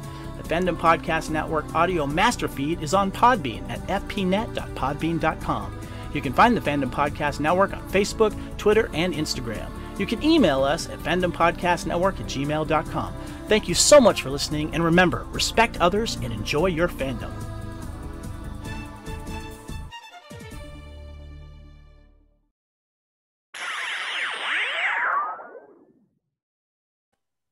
And we are back. Thank you so much for joining us as we continue to talk Couch Potato Theater, Star Trek 2009. Guys, I pulled some trivia from here, and I think there's some very interesting things. One of the ones that stood out for me, though, the sound of the automatic doors opening on the USS Enterprise is a Russian train's toilet flushing. Crazy. Another fun thing, a little tie into Next Generation. Wait, hold on. How do you use a Russian toilet and go, I need to record that? I will blame Anton for that. Will Wheaton, who played Wesley Crusher in Next Generation and Star Trek Nemesis, recorded digitally altered dialogue for many of the Romulans on Nero's ship. Nice. So I found that one surprising. But wow. The trivia I want to hit, though, guys, we've talked about it throughout the episode, is the connection between the new cast and the original cast. And there's some interesting things here. Simon Pegg did not audition for the role. He simply received an email from J.J. Abrams asking if he would like to play Scotty. Pegg said he would have done this for free or even paid Abrams to be in this film if he had not been offered the role.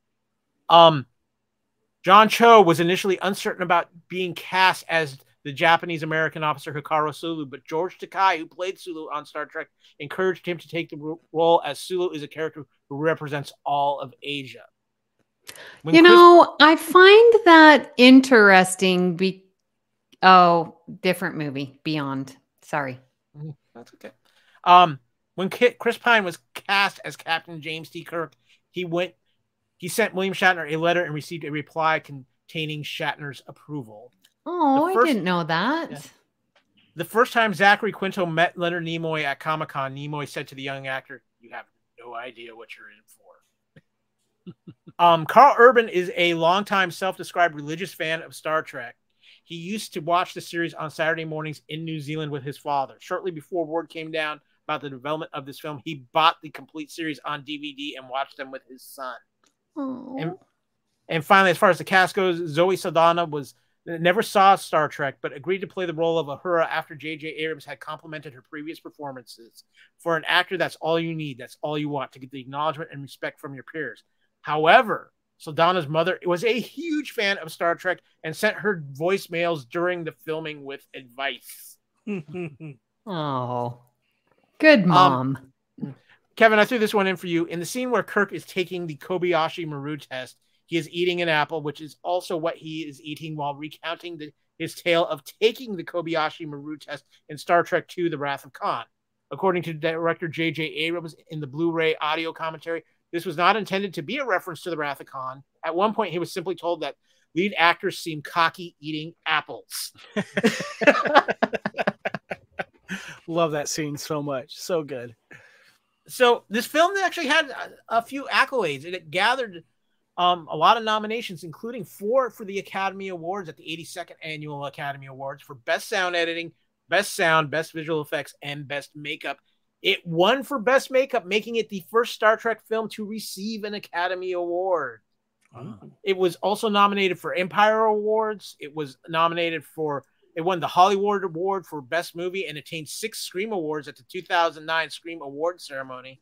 The film attained a Screen Actors Guild Award for Outstanding Performance by a Stunt Ensemble in a motion picture at the 16th Screen Actors Guild Awards. It was nominated for a Grammy Award for Best Score Album for a Motion Picture, Television, or Other Visual Media, but was actually beaten by the Disney film Up, also composed by Michael Giacchino. So there you go. He's beating himself in some nominations. At the 36th People's Choice Award, the film received 4 nominations. The film was a contender for Favorite Movie. Zoe Saldana was nominated for Favorite Breakout Movie Actress, and both Pine and Quinto were nominated for Favorite Breakout Movie Actor. And on June 15th, 2009, the film was nominated for 5 Teen Choice Awards. In addition, Star Trek was nominated for 5 Broadcast Film Association Awards. It was named one of the top 10 films of 2009 by the National Board of Review of Motion Pictures. So this film received quite a few accolades, including bringing an Academy Award to the Star Trek franchise, Mr. Reitzel.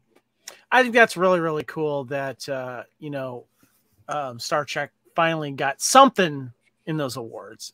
And we've always, as sci-fi fans, whether you're Star Wars, Star Trek, Doctor Who, whatever, is that these genres tend to get forgotten, and you forget how, and the Academy, not fans, forget there's a lot of really good performances also acting wise that deserve a lot more attention in these type of movies. Amy, what about you? A lot of accolades for this movie, including bringing in that Academy Award.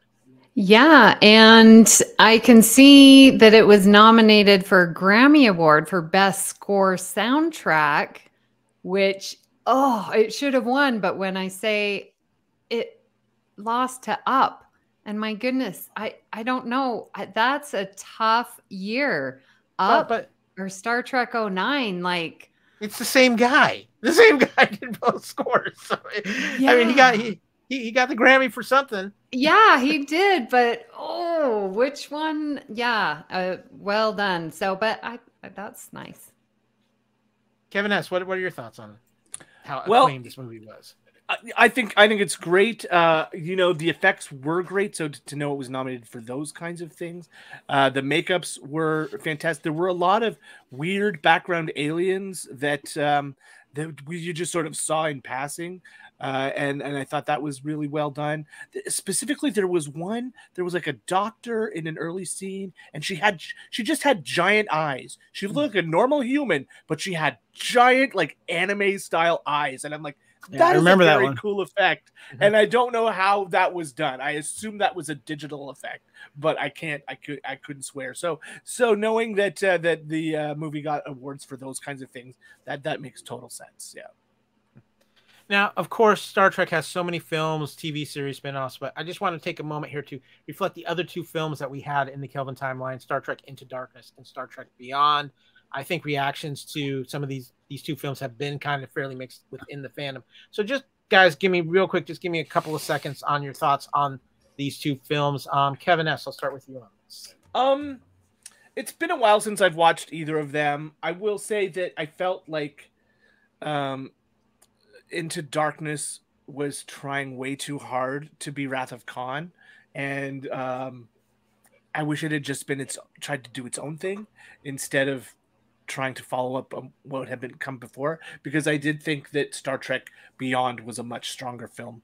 But it's just fun when this cast gets together and is allowed to do their thing. So, that's all I really have to say on that. I really should watch them again. It's been years since I've seen either of those films. So, Mr. Reitzel, your thoughts on the other 2 films in the Kelvin timeline?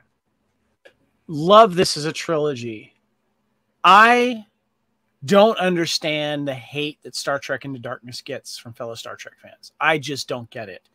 I have a theory behind it, though, because I think that if you're going to reboot this series, you have to revisit certain characters. And Khan was one of those characters that was on the top of my list that I hope that they bring this character back. And I don't have a problem with the way they did it, but I do have a problem with what happened when they were releasing early video of this and they were saying his name was John Harrington. And what's really interesting is I had a Facebook memory come up when this started happening. And I, for the love of God, did not know this name, John Harrington. that it was at the time used as a name to kind of hide who he really was, but not just as the character, but also in social media and in press, that J.J. Abrams wanted to hide and save the surprise for the fans that he was doing Khan. And I remember his Facebook post up, and it just came up literally like 4 or 5 days ago saying, "Help me out, Star Trek fans. Who's this John Harrington?" And everyone in the post, not one said Khan, but they were saying like some other villains that were in the original series. No one said Khan. And then when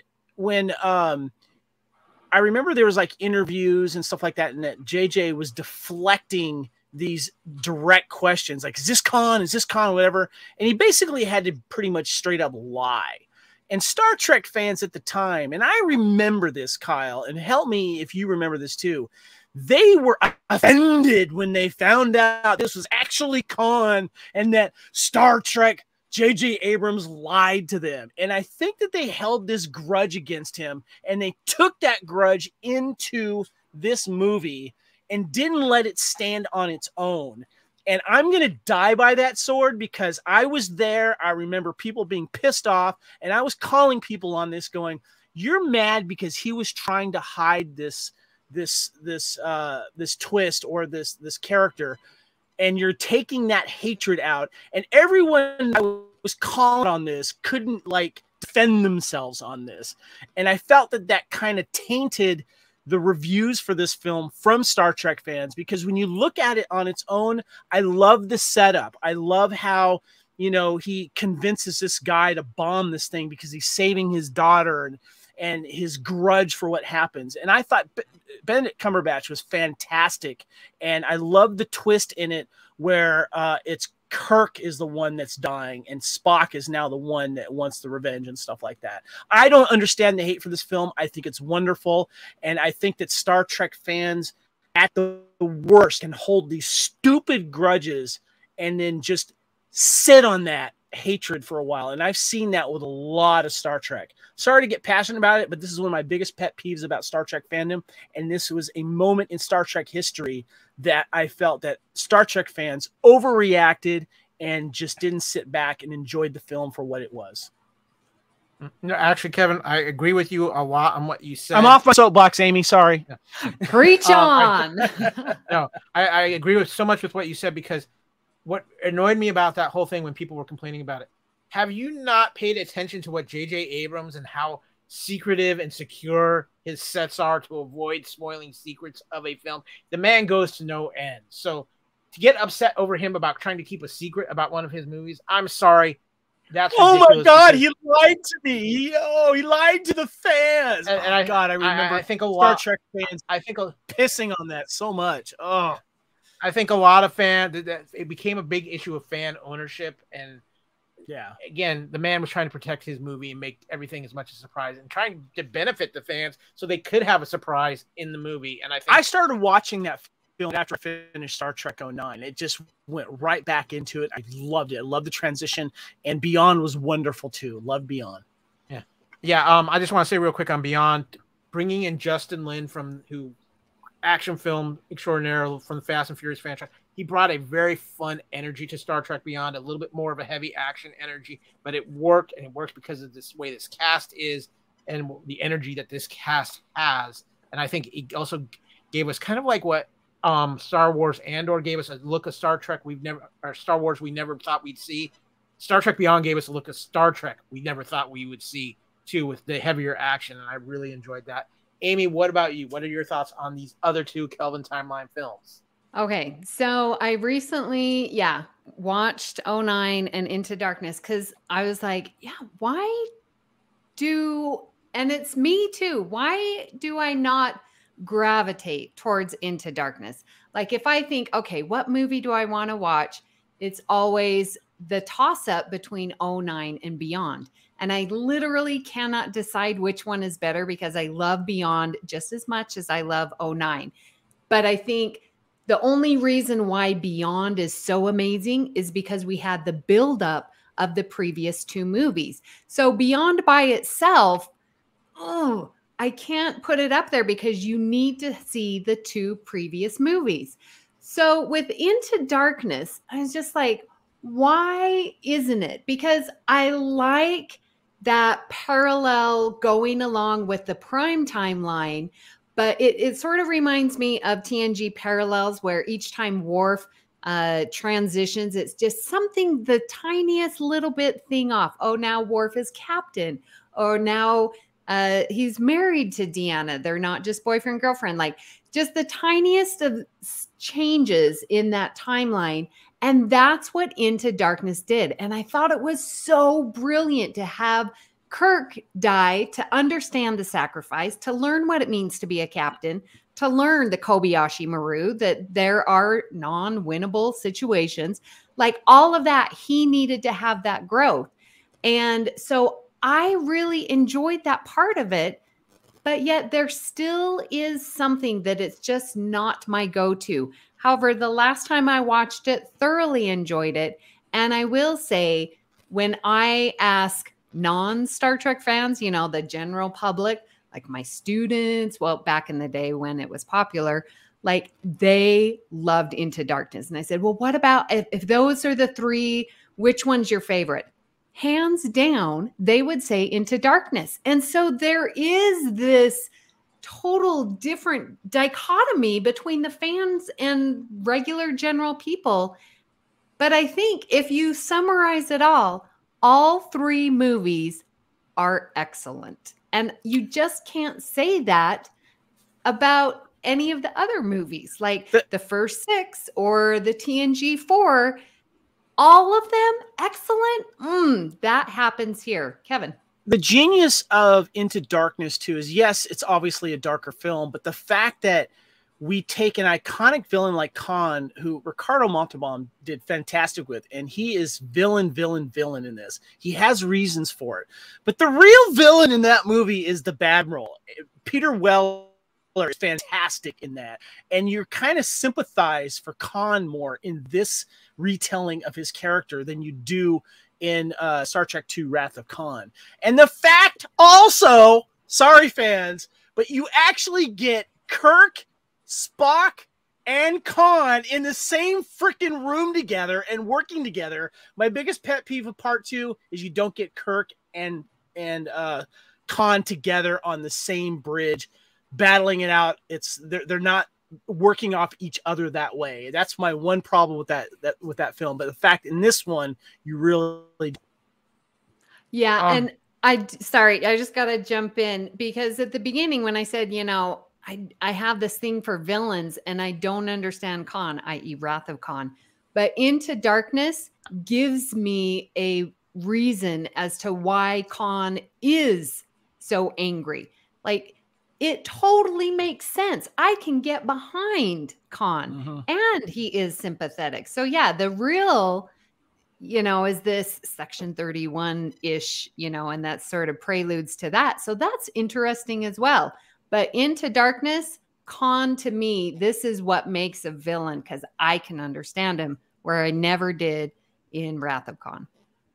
This was just a preview for the 5-hour Kevin and Amy hosted CPT for Into Darkness, which will follow up this episode. Okay, guys, as we wrap things up, I want to hit a couple of final thoughts. Do you have any final critiques about this movie? Is there anything you would do to make it a better film? And also to include, where does this film currently stand in your movie fandom now? Kevin, you are shaking your head like you're a headbanger's ball. What you got for me? Kevin S., was it you on last night's Prodigy show used the term starship porn? Was that you? No, that was Davey. Davey, okay. That hit a chord with me big time. Thus bringing my biggest pet peeve of this film. The Romulan starship is one of the worst Star Trek designs when it comes to ship of all time, in my opinion. The Romulan ship that got it right, if you're not counting the original series, and TNG did a great job, but Nemesis, the Romulan ship Scimitar in that film, is fantastic. It's ominous. I don't know what design this show or this ship was, with all these weird fingers sticking out of it, looking like this weird space squid or something. And it's really hard. They say it's 5 miles long, but whoever designed this ship of like these very short catwalks with no railings, and then the torture scene with their own version of the SETI Alpha eel, but it's like a Romulan eel that he sticks in Pike. And why was there water? Yeah. Why was there water there? Is there a leak there? What's going on? I'm sorry. I just... that design of that ship is not menacing. It is one of the worst designs of all time.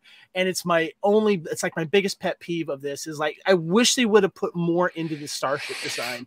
I think they tried to get too cute with it. They were trying to do another Romulan villain with another Romulan menacing looking ship. That's the one thing I critique, and I would go back and change, saying, don't do that.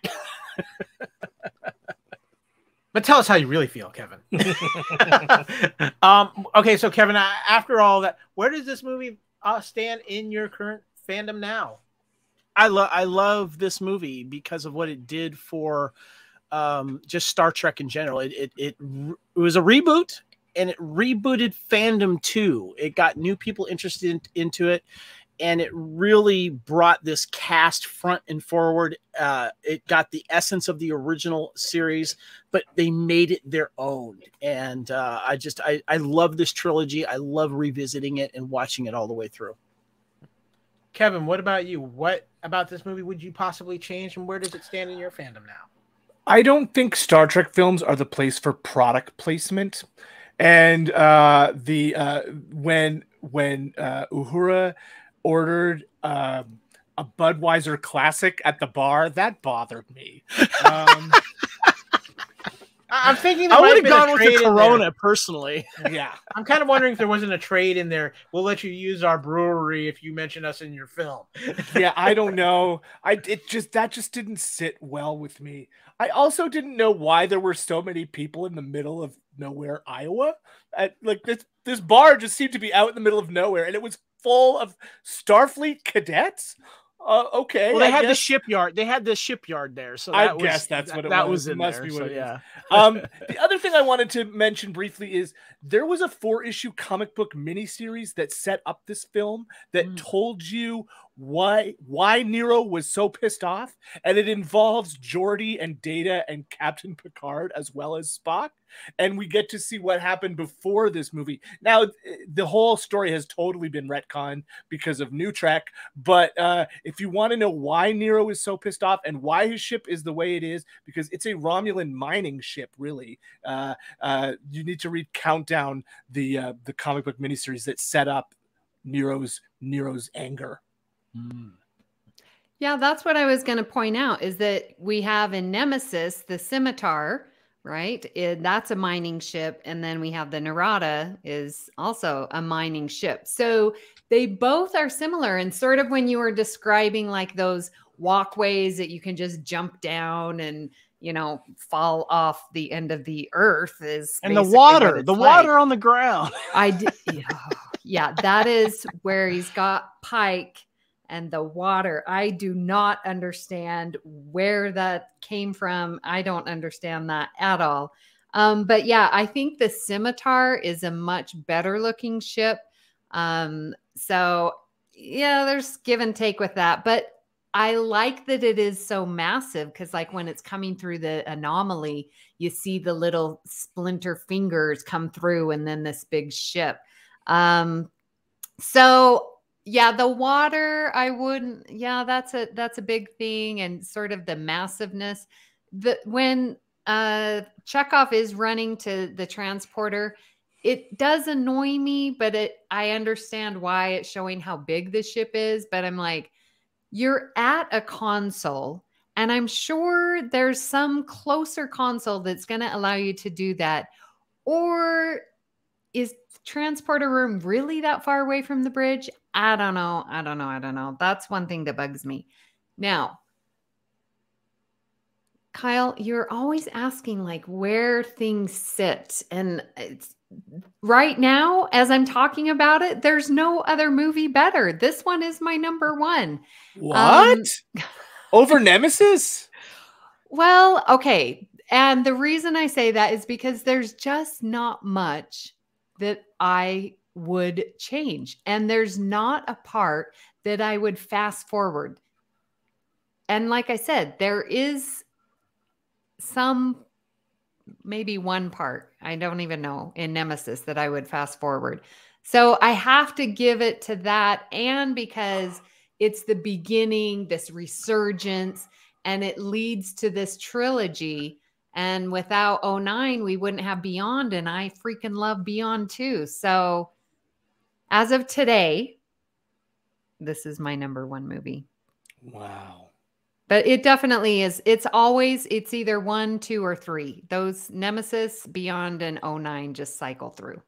Nemesis is number one on Chris Hemsworth days as far as movie crush. You know, that they share the same calendar day. So, for me, I love this film. I think this film completely re-energized the Star Trek franchise at a time it desperately needed to be re-energized. I think there are certain films, when you think about them, they are famous because they've introduced a cast of young actors that defined an era of Hollywood. I think back, Kevin Reitzel, to like The Breakfast Club and some of those John Hughes films and some of the casts he had. I look at this film, obviously it's a phenomenal film, but the cast itself is what makes this film. And it gave us a generation with Chris Pine, Carl Urban, Zoe Saldana. If Anton Yelchin would have survived, I think he would have been huge. John Cho has found his niche. I think really it's kind of surprising in a way that Zachary Quinto hasn't become bigger, in my opinion. I think he's got a strong following, but it just seems like Spock was his main role, and he hasn't found that next big breakout role yet as far as in movies or television. I mean, but he also was the guy who was the villain in Heroes and chasing the cheerleader, so that made him pretty menacing. So yeah, as far as where it ranks in my movie fan, and this is easily in my top probably 20 of all-time movies, probably even in my top 10. It's not a perfect film. There are little things that you can pick apart about it, but I think with the cast is perfect. I think the energy of the film is perfect. And I think for when it came out and what it did for its own franchise, and I do think it is the perfect reboot of a franchise. And I think nothing can take that away from that. So one last thing, we have a little fun here. It's our 5x5 question. What happens next? What do you think happens either 5 minutes, 5 days, 5 weeks, 5 months, or 5 years after the movie ends? Obviously, we have the sequels out there, so that makes some of the long-term things out there. But pick one. I'm going to go to each one of you, pick one of these time frames, and tell us what you think happens. Kevin S., your first time on CPT, so you get the honor. What is your first 5x5? Okay. So 5 minutes after this film ends, Spock is weeping in Uhura's quarters. And she's consoling him. He's had that emotional breakdown. That's yes. a good one. I love that because the danger is over. The crisis is over. Now we can process. Yeah. Ooh. Yeah. That's good. I'm going to go 5 minutes later. Bones and Kirk are sharing a drink together. There you go. Mr. Reitzel.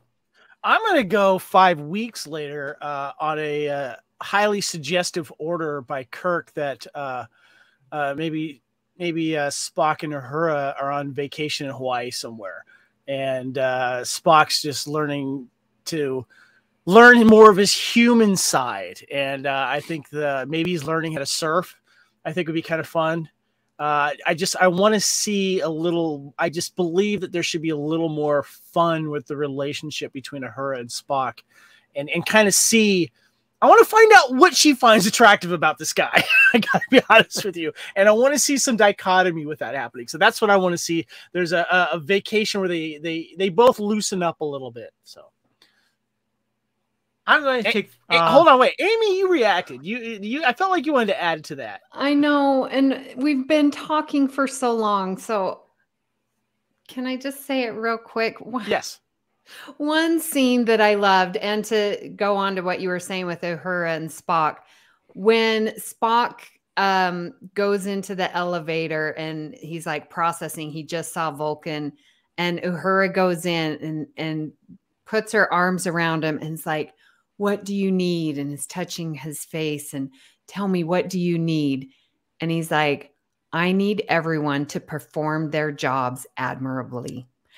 And she accepts that. She's not putting her expectations.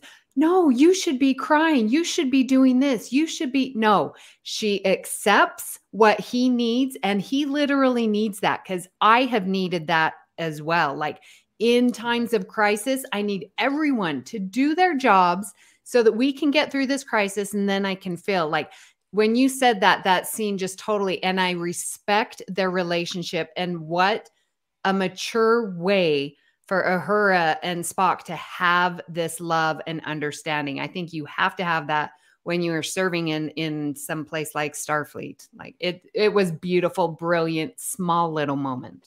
I almost kind of want to update this question and saying, instead of 5 minutes, 5 days, and all this after it, throw in, like, 5 weeks before, or like 5 years before, to help us kind of understand where people are in these movies.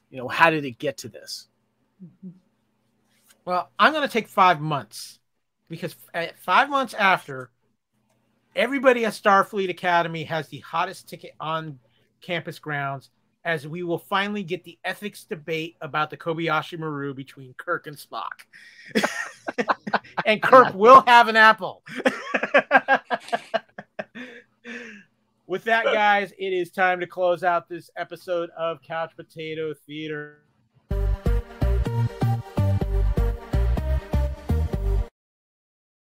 Of course, we thank you all for joining us. I thank our amazing guests for joining us as well for this very fun and very exciting episode of Couch Potato Theater. Of course, you can find this episode on our Fandom Podcast Network YouTube channel if you want to watch the video version.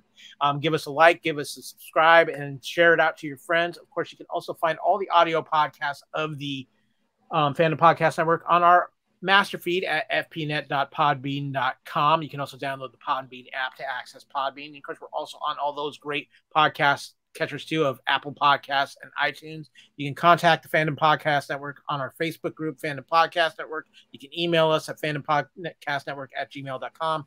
You can find us on Instagram at Fandom Podcast Network, or on Twitter at FanPod Network. I am been your host, Kyle. You can find me on Twitter at AKyleW, or on Instagram at AKyleFandom. Kevin, where can people find you with your excellent first officer skills? Thank you. You can find me on Twitter and Instagram at Spartan_Phoenix. And of course, you can find me on Facebook. And Amy, now that you've gotten over the numb tongue, I hope the swollen hands don't kick in. But where can people not only find you, but everything that's great that's going on at the BQN Network? Well, you can find me here on the network, co-hosting with Kyle and Kevin, Union Federation. I'm also on BQN, co-hosting Galaxy Class and All Good Things. I am on Twitter at Miss Amy Nelson, and in our Facebook group. And Kevin, thank you so much for coming on 2 days in a row with us. I might be too much of the Fandom Podcast Network for anybody, but we thank you so much for coming on and bringing some great Trek knowledge with you. Where can people find you on podcasts and social media? It's always fun to talk about favorite movies, and this one is a favorite. So thank you for having me back. You can find me with Amy on Galaxy Class over there on the BQN. And I do a little podcast with some local friends here in Central Ontario called True North Nerds. We talk a lot about Marvel stuff, Star Wars, and any kind of general nerdity that is out there. We try to do it with a bit of a local flavor. On Twitter, I'm at True North Nerds. You can find me there. Excellent. We want to thank you all for being on this very long but very fun episode of Couch Potato Theater. I know this is a movie we all have a ton of passion for. It is Christmas time, so Merry Christmas to all of our listeners out there. Thank you so much for listening. Until next time, we will see you on the couch.